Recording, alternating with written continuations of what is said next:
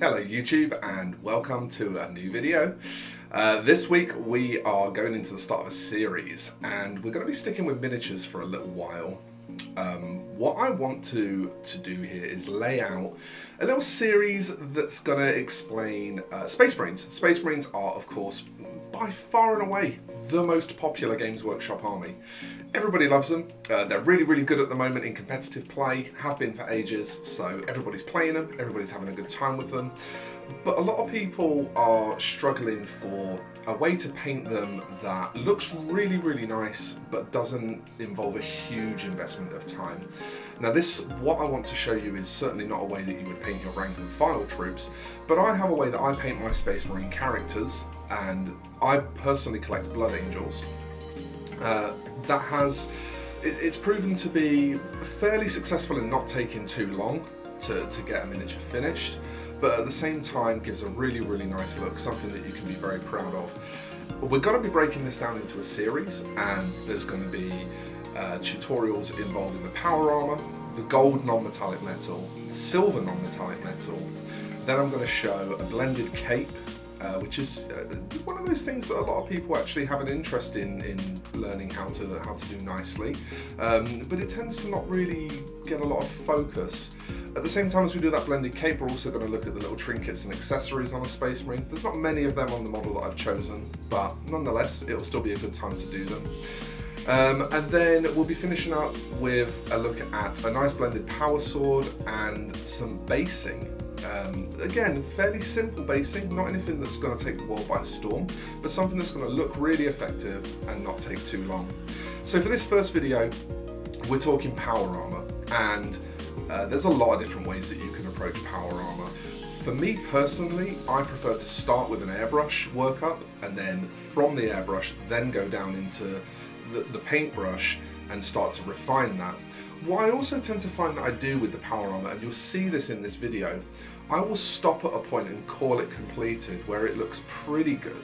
But then as I start to add in other components, and that starts to give me a bit of a better idea of the contrast of the overall piece, I'll go in and I'll start tightening up certain things, modifying certain highlights. So we're going to take the power armor today to the point where I would take it before I started moving on to other things. Then once we've got some gold non-metallic in, we'll look at the power armor again, make some little tweaks, and what you're going to see as the series progresses is just tiny little adjustments being made to the power armor after we've finished what we're doing today. So what I want to do now is I'm going to take you to the down cam, and I'm going to show you a whole bunch of footage of me starting with the airbrush so that you can see where I work up from, what I'm using, how I do it, and then we're going to be switching over to a paintbrush and starting to refine that. Let's go to down cam and take a look.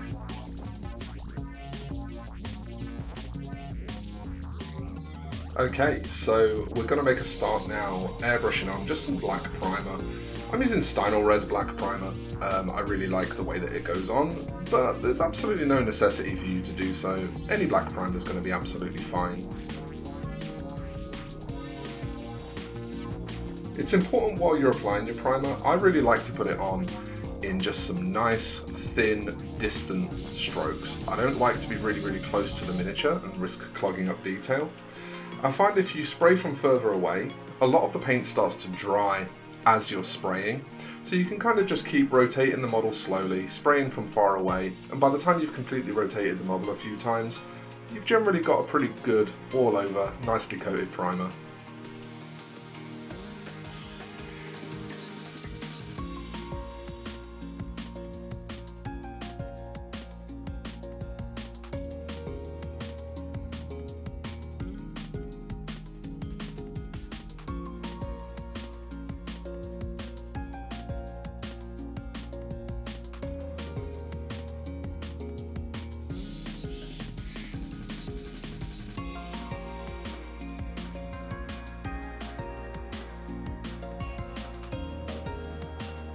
Also taking a minute here just to prime the base that I've done for this miniature. We'll get on to talking about the base more in detail later, but I'm doing exactly the same thing, just spraying black from a distance and trying to get a nice even coat over all of it.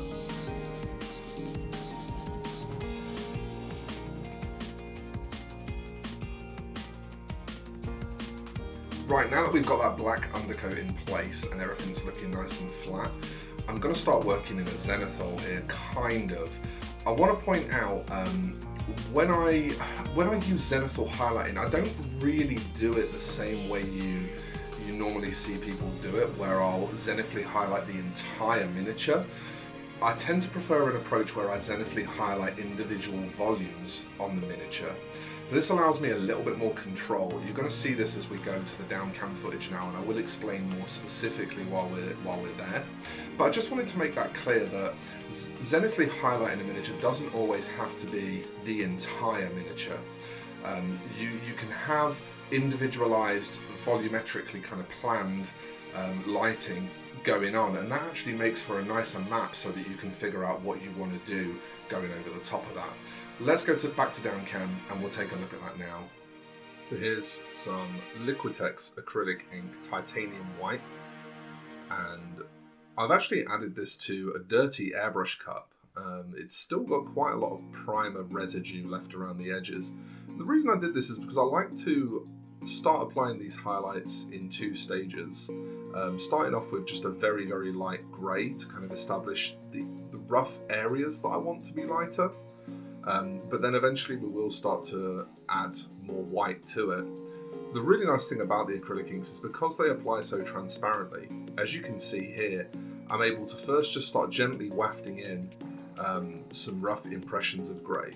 And then without even lightening my colour at all, I can focus further on areas to build them up brighter. And that's really, really useful with inks and with planning highlighting in particular, because it allows you to start to get an idea of where you want to place those gradients. You'll also see that I've spent a bit of time here just applying some rough airbrush highlights to the cape and to the sword. And those are things that they're going to actually be removed again. They're going to be painted black, and that'll all be blended in by hand later with a brush. But I'm doing this just to kind of mess around with it and start to get an idea of what it's going to look like when there are some gradients in place on those areas. So this is really just to start to give me a bit of a visual plan of what that's going to look like. It's not intended as the final result in any measure, and as I say, I do end up painting black over it. But now I'm just starting to further focus these areas of highlight, coming in, getting brighter and brighter, just pushing more and more of that light grey into the areas that I want to highlight. And I'll just keep going until I'm happy, until I've got what I feel like is a good grayscale plan of how I want the lighting to look on the miniature.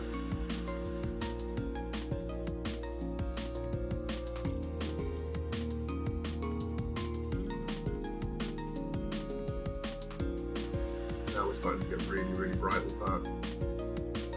Getting up to full saturation, and as you can see, it starts to look quite bright already.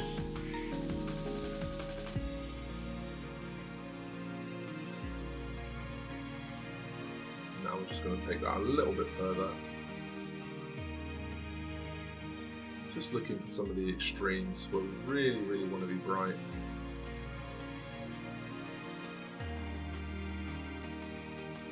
We are trying to be a little bit too bright here. We're going to be adding over some filter colours to this, which are going to overall really, really yank down the luminosity. So it's important, as we're starting to plan this, to go way brighter than you even think you should. You're going to see, as we start to add additional colours to this, it's going to come down very, very quickly. So you really do need to be overly bright. Now I've just added a clean airbrush cup with some of that white ink again. And the white ink, when it's in a clean airbrush cup, it's going to be just that little bit brighter than that light grey, and I can use it just to focus in now on the final super, super bright spots, the areas where I essentially want the light to be focused. So we're being fairly sparing, and we're just targeting a few areas that I really want to pick up a lot of light.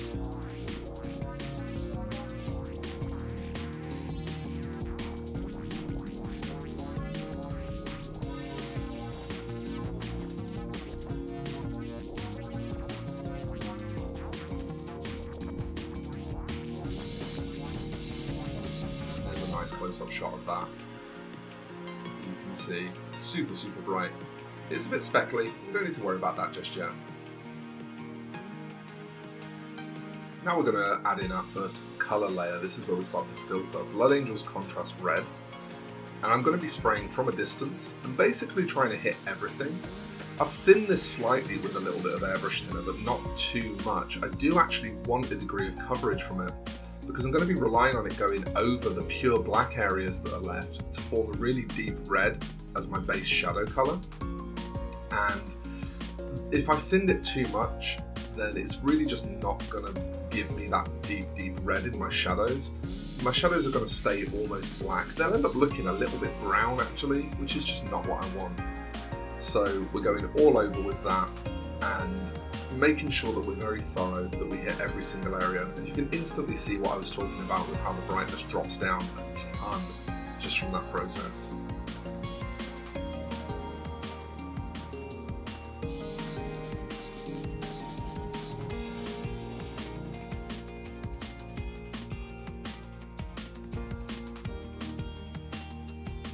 Now we're going to come through and I've added just a touch of that white ink into my airbrush now, and we're just going to start to pick out those highlight spots again, because you do pretty much lose them or they darken down so much when you apply the first filter. I do think it's worth just running in a second lot of pink highlight. I don't want this to get too pink, so I'm going to just be careful to be reasonably conservative with it. But as you start to contrast it off with your glazes for your shading and your other colours that are present on the miniature, you can kind of help mitigate that impression of it being super pink anyway.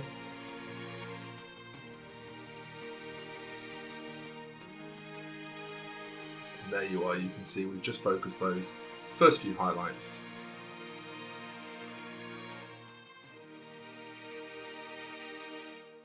Next up now, we've got Marigold Yellow from Reaper Master Series, and I'm adding this into the same airbrush mixture, so it's already got my pink in there, and I'm just adding a touch of yellow to it and a little drip of extra white ink as well. What I want to do here is get my really bright highlights, and this is actually as bright as I take my brush highlights as well. So this is pretty much the brightest points on the miniature, albeit just a couple of little pinpoint, sort of almost bone-coloured reflections that we'll do later. But what I'm shooting for here is, like I said, I don't want too much of a pinky look to everything. And so I'm adding that little spot of yellow in because it does increase the luminosity. It makes it look brighter, lighter, but it does help pull it away from that pink just by keeping it warm. You can see it's starting to look very reflective now, so we are going to pull that back a bit in a later step. Next up is this Napthol Crimson ink from Liquitex, and what I'm now doing, this is where I'm pulling back to mitigate pinkness, but what I'm also doing here is just blending back through into my shadow colour. So the all-round effect of this is to just restore the redness of the armour, but I'm not really targeting all over like I did on the first filter. This is more just to tie the midtones back into the shadows. So you're going to see me staying away from the finest highlights and trying to make sure that we preserve all of those, and really focusing on the undersides of each shape, the areas that lead towards the shadow, and just trying to pull all of that together to get it looking nice and red again.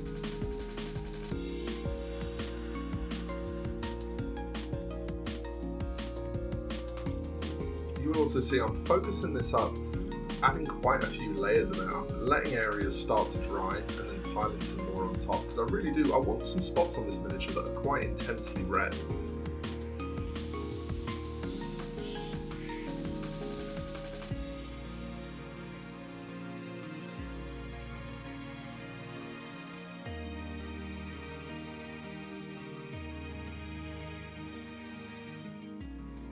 You'll also see how much I've pulled in that centre highlight on the chest now. It's a lot tighter, a lot smaller now.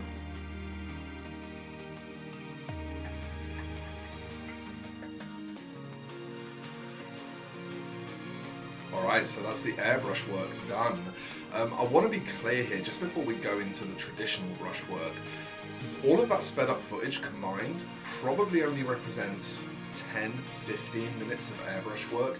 You know, a little bit of time messing around with the airbrush itself, kind of cleaning between coats, but almost entirely that airbrush work, because of the order in which we load those colours, the way we can just kind of add colours on top of things that are already in the cup, it means that you can speed up that whole airbrush process and remove a lot of the messy work in between steps. Now, that's something that I just wanted to briefly mention. When you're planning an airbrush workup, think about the order in which you're going to be loading colours. If you work from dark to light and you work with colours that can be added on top of each other, you put yourself in a position where you only have to give the airbrush a quick swish out and then load the next colour in. You don't have to do much thorough cleaning. I think it was only when we did the final brightest sort of pinky white highlights where we were adding yellow. I think that's the first time I actually had to completely clean the airbrush through during that workup. So it's really worth just bearing that in mind. Plan the order that you're going to apply your airbrush colours in, and that's going to help you get to a point where the airbrush work isn't taking you as long. Now we're going to head back down to down cam, and we're going to start working with the traditional brush, putting in some glazes for shading, putting in some pinpoint highlighting and stuff. Let's go back to down cam and we'll get on with that now. As we move through now into the brush work, I'm starting off with a mix of Mephiston red and Ezren blue. And what you're going to see me do here is actually test it on the back of my hand. I want to just see how purple it is, because I'm starting off, I want a really dark purple initially as I start to panel line here. And the secret with panel lining, I find, really is to just pick out those sharpest points. You know, those points where right angles meet and stuff like that. I don't find that panel lining into shallower recesses really looks very good. So I try to be fairly conservative with it. You'll notice I'm not going to be going around every single surface of the miniature here. While I'm at it, I'm also just glazing back into the darkest places, just using some single directional strokes and pushing some of that same really dark glaze back into the deepest shadows. Again, this just helps tie through the red into that sort of dark, purpley, browny, almost black colour that's in the very, very deep parts. You can see me dropping a few bits of panel line shading colour into some of those little vent holes in the armour, and again just picking out all of those little ridges and bobbles.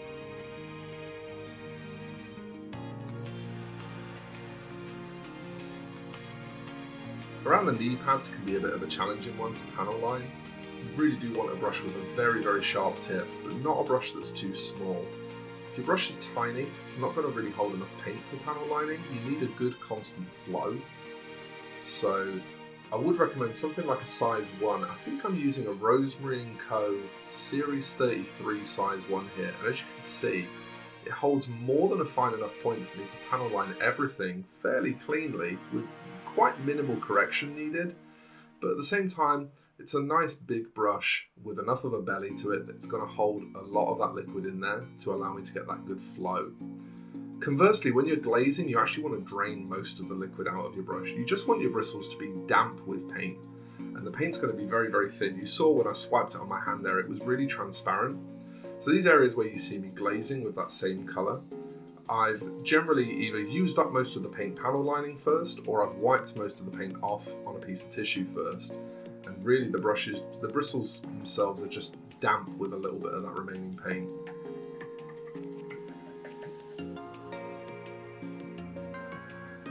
Things like these ridges between the fingers, very, very important for keeping good definition in the piece. You see a lot of hands that are really just shaded and highlighted quite quickly.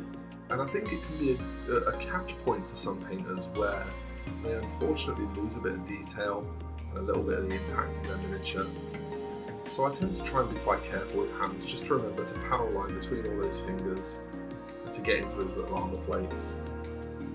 This panel line here around the shoulder pad trim, this acts more just as a buffer. I'm going to be going back in and painting black around this, but I want to paint the whole thing black, so I want a little dark lead in so that it's not such a sudden and stark transition.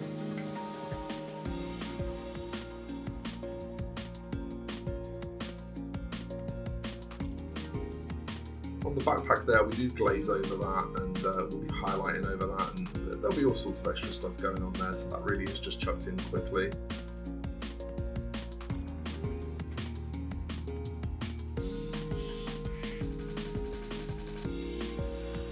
same on this shoulder pad. Just adding that little bit of panel lining there, just to act as a lead-in for when I put the trim colour in.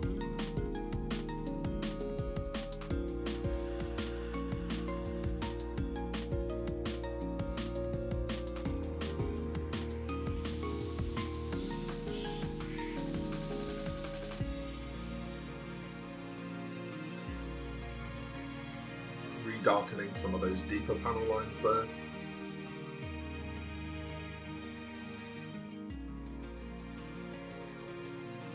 And again here, just wanting to make sure that I'm happy with just how dark those panel lines are.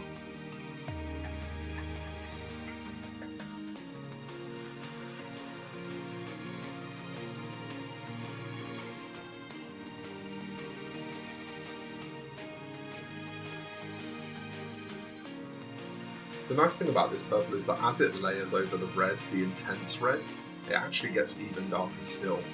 So it kind of self-blends in a sense, because we've already got that airbrush work up where the reds are already in a kind of gradient. There you are, you can see the panel lining now. Mostly very clean, a few small corrections will be needed, but it's pretty good.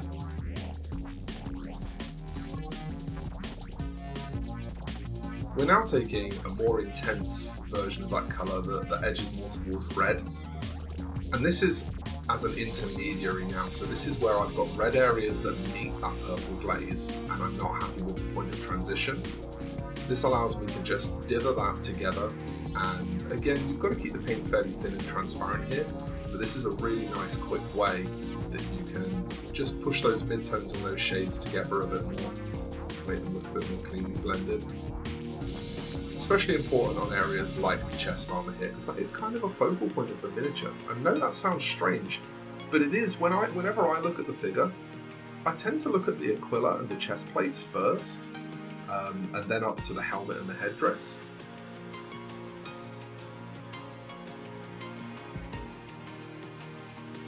And again, around some of the perimeter of those boot panels and stuff like that, just where the line between the red and the glaze was a little bit jagged, not quite as clean as I wanted. Really easy fixes, doesn't take very long.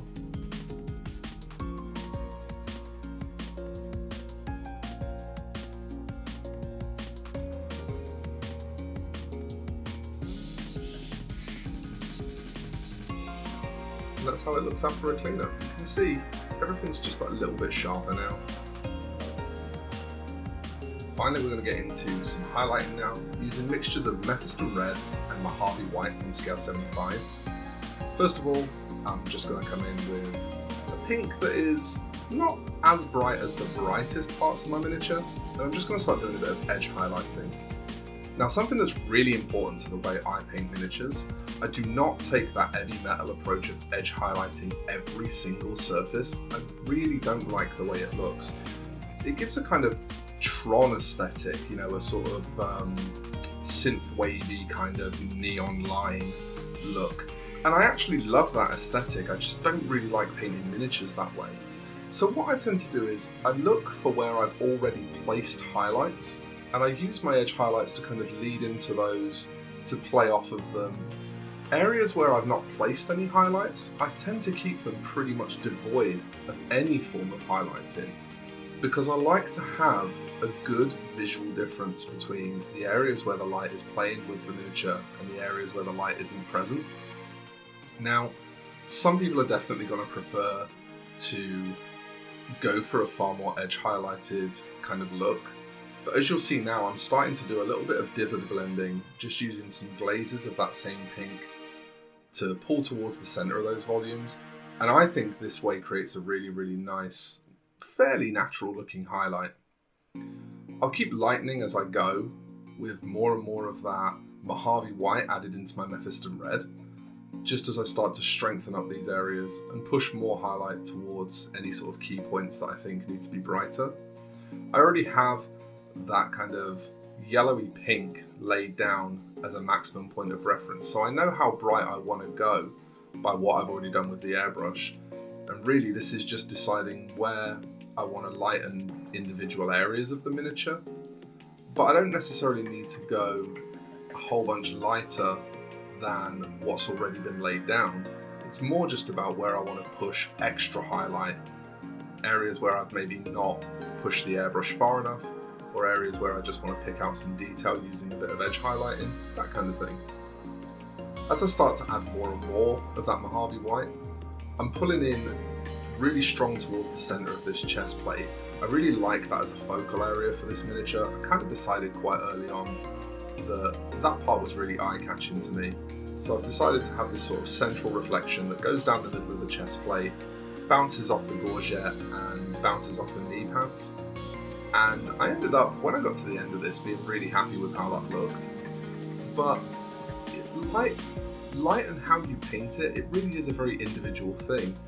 You may look at that and decide that that's not how you want to go, that you don't want a bright spot right in the middle of your miniature. It definitely won't look bad for you to make that decision, and so if that's what you think that you would prefer, you should go that way. I did have a little bit of issue with focus while the miniature was head on to the camera. It's another one of those problems. I've had them in videos before where the depth of focus that's available on the camera lens at this kind of closeness just can't quite get everything in when you're top down. I always make a point of trying to show you a rotation of the miniature at the end of each process just to help with that. And there's a close-up zoom, and you can see now how that highlight is looking. Starting to get really bright now to try and find a few points of focused reflection. And this is the first time I've actually gone brighter than what's there with the airbrush, because these are now focused points of light. These are not part of the general lighting scheme, but kind of think of them as a separate thing. Areas where you actually want to be showing some bright reflection, as if there's a light source somewhat close to them or directly shining at them.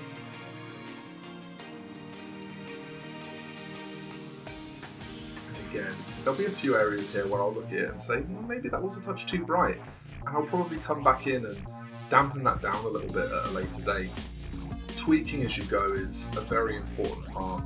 Here you can already see I'm starting to adjust. I decided I didn't like how that highlight was looking, so I got some Mephiston red, added a touch of Ezren blue to it, and just pulled it back into order. Pure Mojave white now, just for a few absolute pinpoint reflections. These are the last of the highlights. And then just a few more little corrections. Blending things back, just to make them look neat. Finally, a quick hit with some Vallejo Mecha Varnish Matte, just to take the shine off of those acrylic inks and help the CR blending. And I've skipped straight through to that being dried now, so that you can see what that looks like. I've also blacked out anything that's going to be non-metallic, or any areas that are going to be black, just to get that ready. And this is where I decide to leave it. Very happy with that Power Armour workup.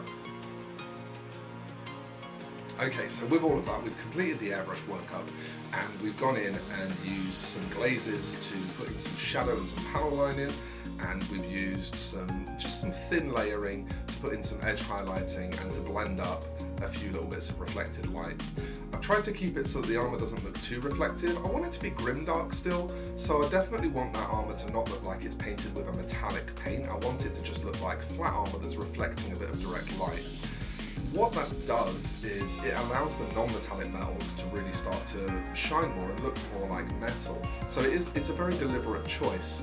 You often see power armor taken all the way up to really high reflection. Personally, I prefer to keep that contrast there between the non-metallic metal having the really high reflection and the power armor just being sort of medium reflective, something that still looks quite grim, quite dark. And when we go back and start doing a bit of weathering and battle damage to that, that's going to really, really help to sell that. So that's everything for this week's video. However, at the time of recording this, I have got all the way up to the non-metallic gold done, and I'm just about to record the non-metallic silver. So just before we finish, I just wanted to explain something to you. As I work on these pieces like this, I don't really consider any stage of the workup done until I'm happy with it. So just before I start the non-metallic silver in a few moments, what I actually plan to do is go back over that miniature now and just make sure that I'm happy with how tight all the highlights are, how well blended all the shading is, that kind of thing. And I want to be very clear that it should be an ongoing process like that. It's really important to be able to just scrutinise your miniatures and say, okay, I was happy with this at the time that I stopped painting, but I'd like to do a little bit more on it. I'd like to make this highlight a bit thinner, or I'd like to make this shadow a little bit deeper. And so what you're going to see is, as we go into parts 2 and onwards, you will see just little adjustments have been made to previous parts, and I'll try my very best to remember to explain what adjustments I've made as I record new footage.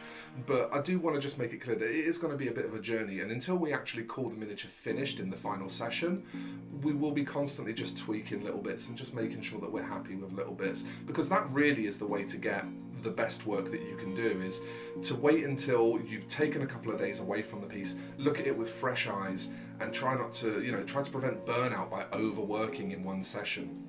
So, I hope you're happy with what we've done on the Power Armour so far. Obviously this was a Blood Angels workup. You can apply these same techniques to other colours and it will work. Can be worth just having access to a colour wheel just to help inform you what are the best colours to shade and highlight with, because sometimes it's a little bit inobvious, it's not always super straightforward, but you definitely can use these techniques elsewhere. We will be back very soon with part 2, which is going to be the gold non-metallic metal. So as I say, I do already have all of that done in front of me. The footage is recorded, so I'm going to be with you very, very soon with another video explaining that. But for this week, we are done. So thank you so much for watching, and I'll see you in the next one.